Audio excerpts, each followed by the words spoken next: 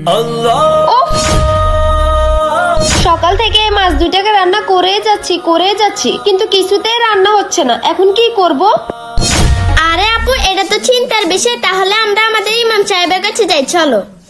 হ্যাঁ, তুই ভালো কথাই বলছ। চল আমরা এই মাছ দুইটা নিয়ে ইমাম সাহেবের কাছে যাই। अल्लाह के रास्ते में निकलने का मजा।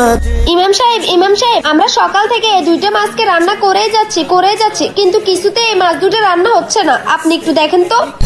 আরে কি বলো, এটা তো খুব চিন্তার বিষয়। আচ্ছা তাহলে তোমরা আমাকে একটা কথা বলো, তোমরা কি এই মাছ দুইটা আমাদের বাজারের রফিক সাহেবের কাছ থেকে কিনেছো? হ্যাঁ ইমাম সাহেব। তাহলে তোমরা শুনো, এই মাছ নেন মাছ। সাল্লাল্লাহু আলাইহি সাল্লাম, সাল্লাল্লাহু আলাইহি সাল্লাম, সাল্লাল্লাহু আলাইহি সাল্লাম। রফিক সাহেব যখন বাজারে মাছ বিক্রি করেন তখন সে সব সময় দুরুদ পড়তে থাকে, আর দুরুদ পড়তে পড়তে হয়তোবা এই মাছগুলা দুরুদ শরীফ মুখস্থ করে ফেলছে। তাই এই মাছগুলোর গায়ে আগুনের তাপ কোনো কিছুই মনে হচ্ছে না। আর আমরা যদি হযরত মুহাম্মদ সাল্লাল্লাহু আলাইহি সাল্লামের কথা চিন্তা করে দুরুদ শরীফ পড়ি, মৃত্যুর পরে আমাদের কবরের আযাবের ওই আগুন আমাদের কাছে কিছুই মনে হবে না। আমি মনে করি তোমরা দুইজন আমার কথাগুলো বুঝতে পারছো। হ্যাঁ হুজুর, আমরা বুঝতে পেরেছি।